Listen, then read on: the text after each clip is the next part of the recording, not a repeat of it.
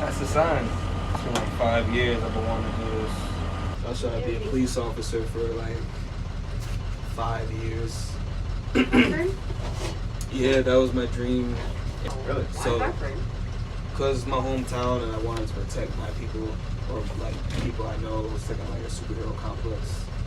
But it didn't work out, and I'm good now, so it's kind of like, I'll just get what I wanted. My mother's giving me that look like I'm 13. So I'll leave me alone. Where do your parents come from? Jamaica. Oh, hard hit in Jamaica. Hey boy, it's getting a mark up already. Both your parents? Yeah. Like I said, whatever you want to talk about, get it out. Yo, you were saying something about the police thing, and I remember she wanted you to finish. We wanted you to finish too. Yeah, so what happened was, I was trying to be, I was actually going to try to join the National Guard too. I had applied, kept everything clean. I had gotten arrested when I was 19, 2 times that year. It was larceny, and the other one was possession. But the one with possession was a little crazy because I happened to be the only black kid in the car, and I was in the back right of the car, but they arrested me first. And then they had my bail more than the other kids, and that set me back in terms of, because I had to be on probation for a year, I couldn't apply nowhere, so I had to just chill.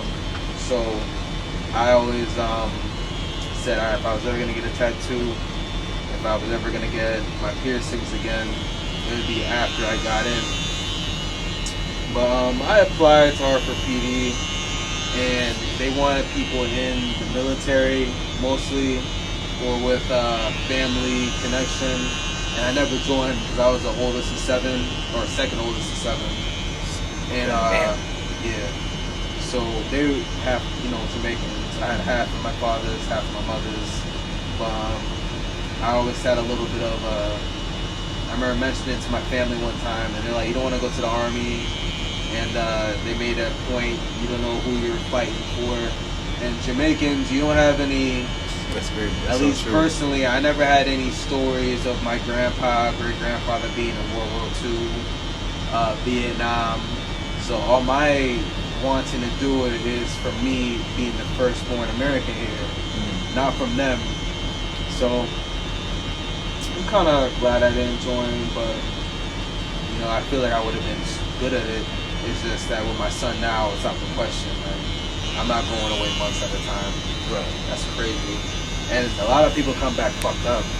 From the military? Yeah. So, and how old are you now?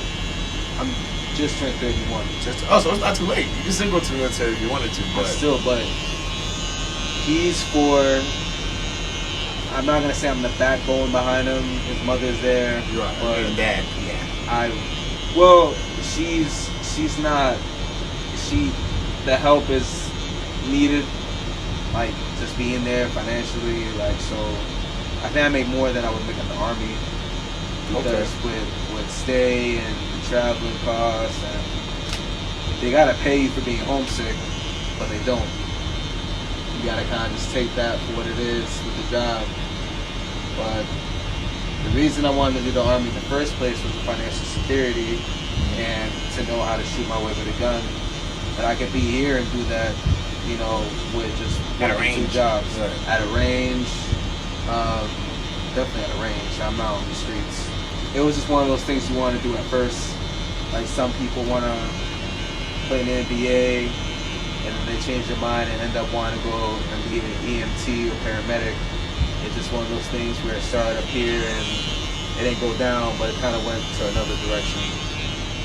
Nice. I'm a case manager during the day. Okay. So I get to help young youth, and versus being a police officer, when ideally I thought I was gonna influence people, change people from committing crimes, ideally. But what you see now is they do that. A lot of good police officers, they donate a lot. They go visit victims' houses. My niece was a victim of gun violence, and for Christmas they came and gave her gifts. So the police are good. It's just I feel like the stress level I'm at now versus what they go through, I'm kind of straight where I'm at now. Facts. No lives are really in jeopardy on my day-to-day basis versus what they do. So you think being a case manager is more fulfilling? For me right now, yeah. If I was a police officer, that would be a little piece of a dream come true. At the same time, like, I smoke bud, like, I chill. I don't want to give people tickets for what I do. Right. Like parking on the street that I didn't know I could have parked at. Right. I'm gonna feel like I ain't shit. Right, The right. money is lit, and I feel like it makes me feel good to realize that maybe the money was speaking louder than the actual mission. Because right now, like, I can make that money just working hard. It sucks working hard. Nah, me rephrase that. So the police, like, with their salary and what they had to do, and if you wanted to do it, it seemed like it's not working if you don't feel like you're working. Right. Because I went to school for it. I went to Central for criminology. Okay. And, Doing justice. Yeah. And it was on my mindset for a long time. I used to hang out with people that just wanted to do that. I just kept that mode for a minute, but when I realized I wasn't going to get in, or I felt like I had to work more than was necessary to get in, I just said, fuck it, let me just try and help people my own way. Facts. That makes sense. I definitely didn't want to go under Trump. And then I remember Barack, I was tempted, but I was in college. So it was like, I don't want to stop college when that seemed like a whole thing on its own to join the military.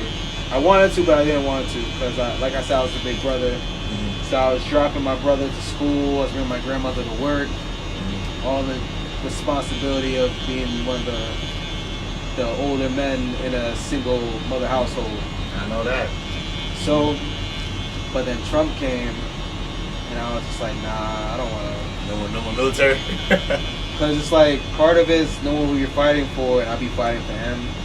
So, I mean, not technically. You be fighting for the freedom of the people that he's in charge of. there was too many things going on that I couldn't understand. Okay. And, shit with North Korea, not North Korea, South Korea. Oh, yeah, that shit was hot. And then, I didn't know what was going on in Afghanistan. I know we had pulled troops out, but I'm a conspiracy theorist. You are? Yeah, I'm thinking like, why are we over there? What are we doing? Why are we keep tiptoeing in countries? So, Your site is great. I didn't even say that because I saw it. I was like, this is a good site. And then a friend asked me, ironically, how's the format of the site, and nobody really asked me that before. So I guess they've been seeing some shitty tattoo sites. Like, people don't know what they're doing. So let me just say that before. that's what I'm saying.